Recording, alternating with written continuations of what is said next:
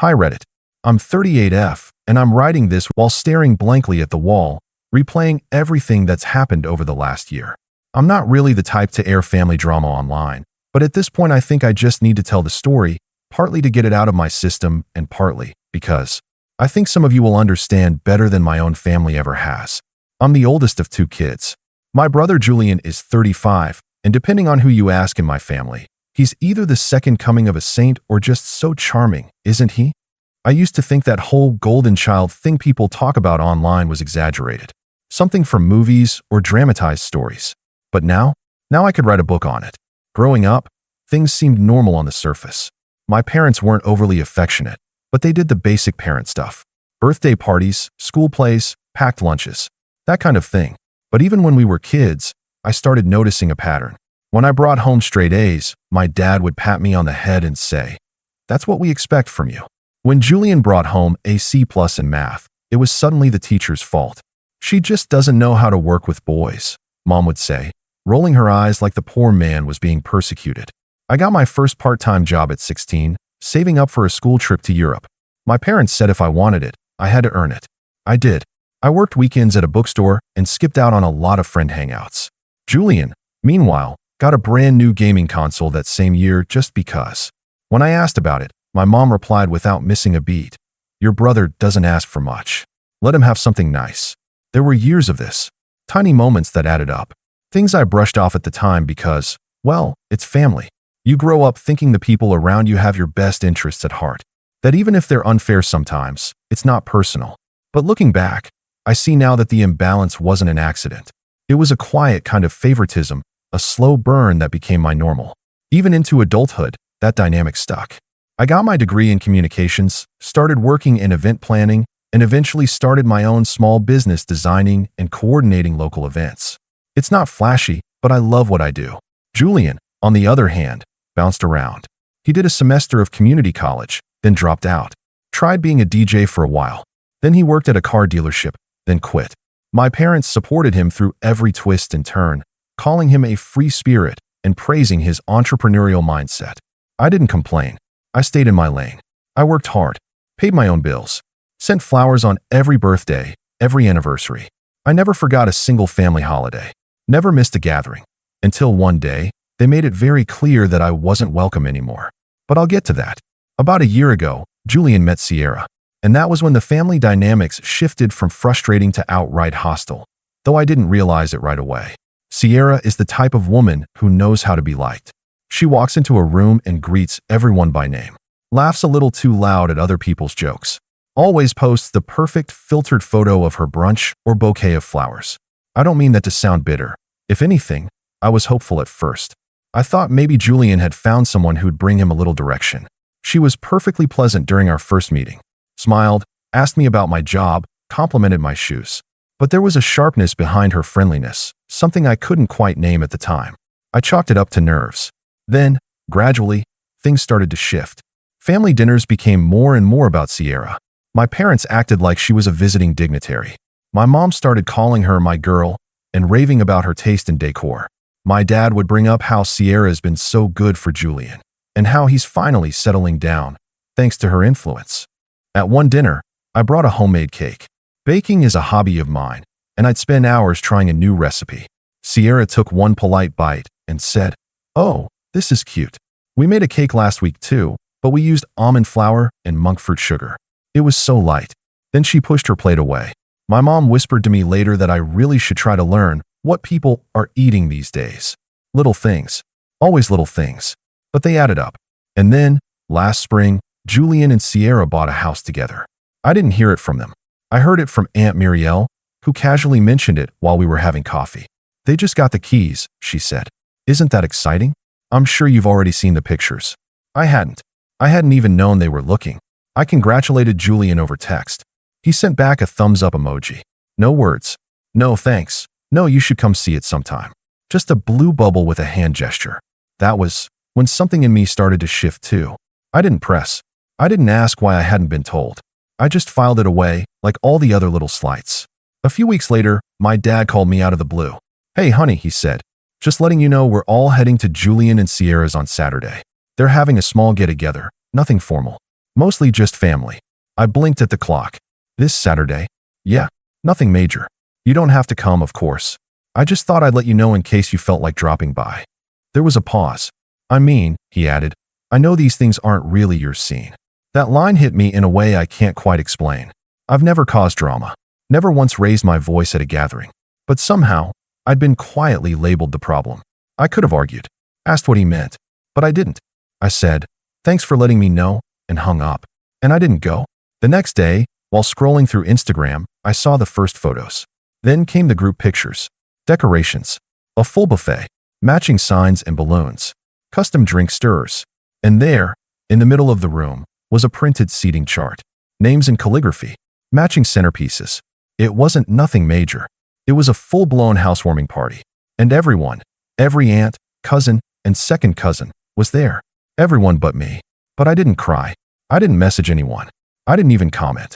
After the housewarming party photos flooded social media, I did what I always do when I'm hurt, but trying not to show it. I got quiet. I stopped texting in the family group chat. I didn't like or comment on the endless stream of pictures. I didn't call to ask how the party went or what the new house looked like in person. I just went silent. For days, no one noticed. And that silence gave me time to think. I had spent years bending over backwards to show up for this family. Rearranging my work schedule for birthdays, hand-making personalized gifts, offering help without being asked.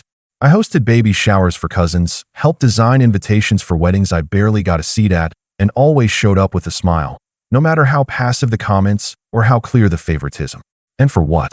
To be labeled the troublemaker, the one whose absence was more appreciated than her presence? I wasn't angry. Not in the shouting, red-faced way my dad gets when the cable goes out. I was calm, focused, and somewhere in that quiet, I decided it was time to stop playing the role they'd written for me, the too serious, too sensitive, too cold older sister. So when I got an email a week later about a small business spotlight event, a local networking and promotional opportunity, I decided to do something I'd never done before. I reserved the venue. Not for the event, though I did plan to attend. I reserved it for a celebration of my own. For the past 5 years, I'd been slowly building my event planning business. At first it was small, birthday parties, baby showers, a few corporate gigs. But it grew, quietly, steadily. I had finally reached a place where I wasn't just getting by, but thriving. I had clients referring me left and right, a small team under me, and even a few recurring contracts with local businesses. But I'd never really celebrated it. So I decided I would. I'd throw an anniversary event for my business. Not a launch party, not a client mixer. Just a celebration of 5 years of hard work and growth. And this time, I wasn't going to invite my family out of obligation. I invited who I wanted. Colleagues, friends, clients who had become like family. People who had encouraged me, believed in me, and respected me. I had custom invitations designed, tasteful, minimal, printed on thick matte cardstock. I spent hours making sure every detail was perfect. I rented string lights and floral arrangements, hired a local jazz trio, and planned the menu down to the smallest bite. It wasn't a massive event, maybe 50 guests total, but it felt right. I debated for days about whether to send invitations to my family. I knew what would happen if I didn't. I'd be painted as vindictive, dramatic, overly sensitive. Again, so I compromised. I told myself I'd send them to whoever had reached out to me personally after the housewarming.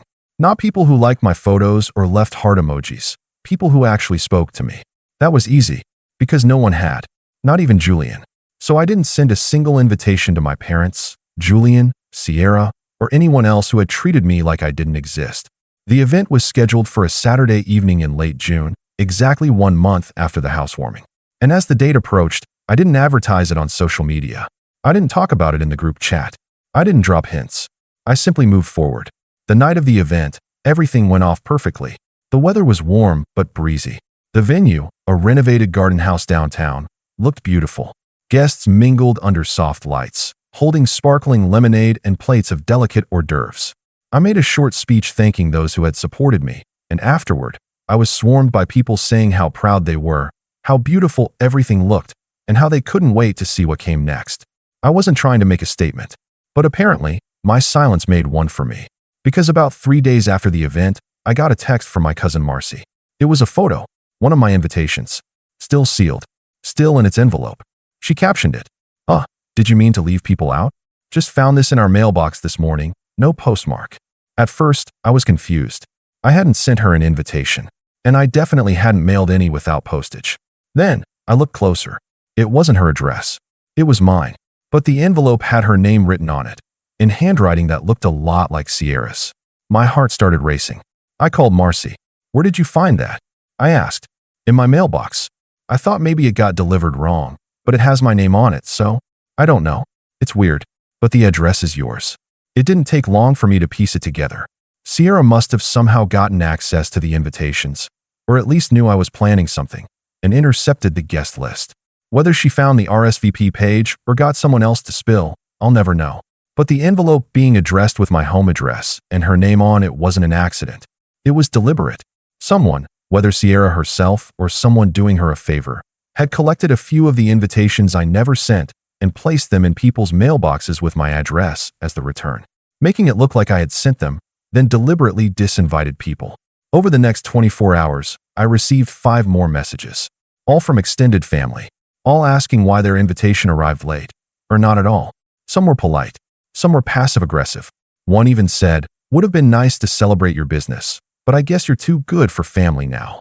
I didn't respond. Instead, I waited. I knew the real storm was coming. I could feel it building. Because if there was one thing my parents hated more than me causing a scene, it was not being included in one. And sure enough, the call came the next evening. My dad. I let it go to voicemail. Then my mom. Then, finally, Julian. When I finally picked up, his voice was cold, distant. "So, you threw a party." I said nothing. He continued. "You didn't invite mom or dad?" "I didn't think they'd want to come," I said simply. "You invited Marcy. You invited clients. But not your own family." "I invited the people who've supported me," I said quietly. "Who actually treat me like I matter." There was a long pause. Then Julian said something that I still think about. "Well, we knew you'd cause trouble eventually." I smiled. I actually smiled. "Then it's good I didn't come to your housewarming," I said. "Wouldn't want to ruin the seating chart." He hung up. But that was just the beginning. Because a few days later, my aunt, one of the few neutral family members, called to warn me that something was happening behind the scenes. Sierra had posted something vague, but pointed on social media about fake support and jealous people trying to tear others down. My mother had sent out a long family email claiming I had excluded blood relatives in favor of clients and social climbers. Julian hadn't said much publicly, but according to my cousin's screenshot, he liked every post that implied I was the villain. And that's when I decided if they wanted to play this game, they were going to regret it. But not with drama, not with accusations or insults. With facts, with receipts, with something they couldn't twist or spin. And I had just the thing. After that call with Julian, I didn't cry. I didn't throw anything or scream into a pillow, like some people might when the people they call family choose to humiliate them. Again, so publicly. No, I sat in my office, in the quiet, with my hands folded in my lap. And then I turned to the old storage bin behind my desk. It was the kind of plastic tote people keep childhood photos and dusty holiday decorations in. Mine held years of files and mementos from my business. Notes from clients. Contracts. Thank you cards. Proof of payments. I kept it more for nostalgia than practicality, though something in me always liked having a record of things, just in case. Near the bottom was a slim folder. I hadn't opened it in years. Inside were 2 things. A copy of the flyer I'd made for Julian's very first business, a music promotion company that never took off, and the paperwork where I'd helped him apply for his initial business license. I had paid for the registration fees, covered the notary, even given him a blank invoice template. He never used any of it. He gave up after 3 months. But I had the receipts. That wasn't revenge, though. That was just history. The real gem? The folder I kept next to it. It had my original draft for a family reunion event I tried to plan 3 years ago, back when I still believed that if I just tried hard enough, we could all be close again. I'd gone all out. I designed matching shirts, scouted parks and catering options, and wrote out a full timeline. I sent out RSVP forms. Out of 24 people, 5 responded. Only 2 said yes. Julian? He didn't even open the email. My parents claimed they were probably going to be busy that weekend, despite the date being 8 months away. Sierra hadn't been around then, but I remember Julian joking in the group chat that I was treating a backyard picnic like the Oscars. That's when I stopped trying. But I hadn't thrown the plans away, because some part of me knew I'd want to remember how hard I tried, and how quickly they dismissed it. That reunion folder gave me an idea. A slow, meticulous, and completely legal idea. So here's what I did. I went back to the venue where I'd held my business anniversary. The owner, Emma, liked me. We'd worked together before. I told her I wanted to host a friends and found family gathering in late August. Nothing big, just a private event to celebrate chosen community. I said I'd handle all the planning. She smiled and handed me the contract. Then, I started putting things in motion. First, I created a new guest list. No biological family. Not a single one. Instead, I invited people who had shown up for me in real ways. My team, former clients, the neighbors who helped me shovel my driveway during the winter, the friend who watched my cat when I had surgery last year. Real people. Loyal people. Then, I did something very intentional. I hired a photographer and a videographer. Not for glamour. For documentation. I wanted pictures. I wanted footage. Smiling faces. Happy moments. Laughing children. Dancing friends. Delicious food. I wanted evidence of what a celebration looked like when no one was walking on eggshells or being quietly insulted behind their back. Then came the final touch. I wrote a post. A simple, heartfelt message. Nothing petty. Just a caption with a few photos of the event, the table settings, the speeches, the group photo under twinkling lights. And underneath, I wrote, "Sometimes family isn't who shares your blood, but who shows up when it matters." This weekend reminded me of the beauty of loyalty, kindness, and chosen love. Thank you to everyone who stood by me, not just this year, but always. You know who you are. I posted it at 9 a.m. on a Monday. By noon, I had over 50 comments. Most were from friends or clients. So beautiful. Such a lovely evening. You deserve this. But one comment stood out. It was from my Aunt Muriel, who never liked to pick sides, but always noticed more than she let on. She wrote, "Looks like a perfect celebration. Some people really missed out." That was all it took. By 3 p.m., the family group chat, which had been mostly silent since the housewarming, lit up like a signal flare. My mom was the first. "Mom, why didn't we hear about this gathering? Was this another business thing?" "Julian, so now you're just posting parties and acting like we're dead?" "Dad, is this how you want things to be? Us finding out from Facebook that we're not family anymore?" I didn't respond. At least, not right away. But I knew they wouldn't let it go. And I was right. That evening, I got a call from Sierra. I don't know how she got my number, probably from Julian's phone, but her name popped up and, out of curiosity, I answered. "Hello." There was a pause, and then her voice, sugar-laced but sharp. "Hi. I just wanted to say, we saw your little post." I said nothing. She continued, "It's really sad, you know? Watching someone push away their whole family just because they can't handle not being the center of attention." I finally spoke. I didn't push anyone away. I just stopped begging to be included. There was a silence. Then she laughed, low and clipped. "You can play victim all you want, but everyone sees it. You could have reached out. You could have talked to your brother. But you decided to make a scene." I blinked. "You mean like the one you staged with the fake invitations?" Silence again. Then she said, voice tight, "Excuse me?" "You heard me," I said quietly. "I know what you did. And the next time you try to manipulate a narrative, make sure the envelope doesn't have my return address and your handwriting." The call ended soon after that. But the damage was done for them. Because what they didn't know, what they couldn't have known, was that I'd been documenting everything. The envelope, the messages, the screenshots from mutual friends who told me about the group chats Sierra had stirred up behind my back. I'd quietly saved every shred of evidence, not for drama, but just in case. Now, I had more than just silence on my side. I had the truth, and I wasn't done yet. After my call with Sierra ended, I sat there, still and silent, phone resting face down on the desk. I thought I'd feel triumphant, vindicated. I didn't. What I felt was clarity. For the first time in years, I wasn't doubting myself.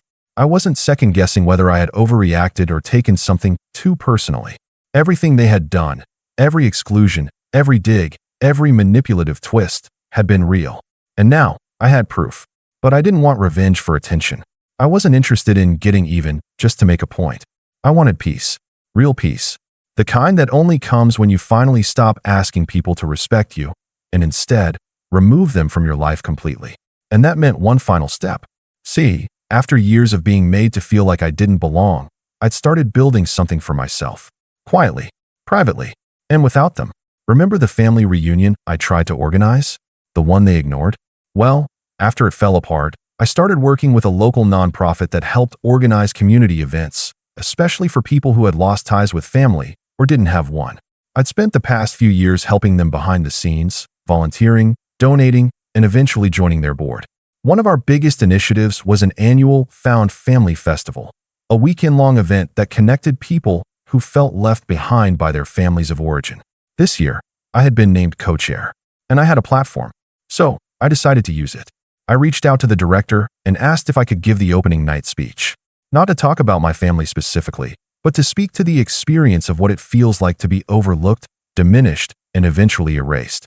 To speak to the pain of pretending to be okay with being the outsider, and to show people that you can move forward without those who refuse to see your value. The night of the event, I stood at the podium in front of nearly 300 attendees.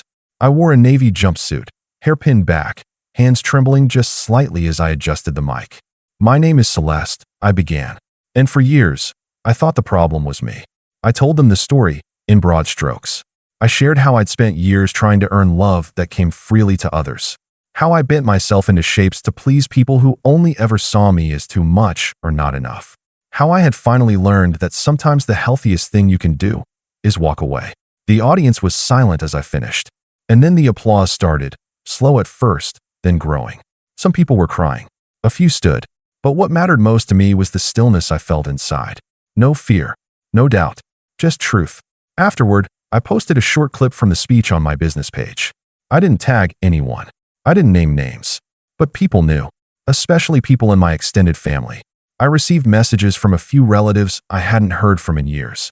Quiet apologies, small acknowledgments, nothing dramatic. But from my immediate family, radio silence. Until 3 weeks later, I was walking home from the grocery store when I saw the envelope on my doorstep. No return address, just my name, written in careful cursive I recognized instantly, my mother's. Inside was a letter, a full page. No, I'm sorry, no ownership, just passive phrases like, "I wish you hadn't taken things the way you did," and "We always tried our best, even if it wasn't what you wanted." The final line? "I hope you'll choose to come home someday. Your absence is hurting the whole family." I folded the letter back into the envelope and placed it in a drawer. I didn't respond, because I had finally accepted that the home they wanted me to return to never truly existed for me. It was a place where I was tolerated, not loved, where silence was expected and boundaries were seen as betrayal. And I wasn't going back. Since then, life has been quieter and better. I've expanded my business, hired 2 new team members, and started mentoring young women trying to enter the events industry. My social circle has grown in ways I never expected. I'm surrounded by people who celebrate me without condition, not because they have to, but because they want to. My parents, Julian and Sierra, remain distant. Occasionally, I'll hear about them through a cousin or mutual acquaintance. I know Julian and Sierra got married in the fall. I wasn't invited, obviously, but I wasn't upset. I was relieved, because I finally stopped chasing a seat at a table that was never built for me. And now, I'm building my own table. One where kindness, respect, and loyalty are the only invitations anyone needs. So, to answer the unspoken question I know some people might still wonder. No, I didn't forgive them. I didn't forget, and I didn't soften. Because forgiveness isn't something owed, it's something earned. And they never once tried to earn it. They showed me who they were, again and again, and I finally believed them. That's the situation now. I am no longer part of their story, and they are no longer part of mine. And for the first time in my life, I'm okay with that. Thanks for watching. Share your thoughts in the comments. If you like this story, don't forget to like and subscribe for more content like this.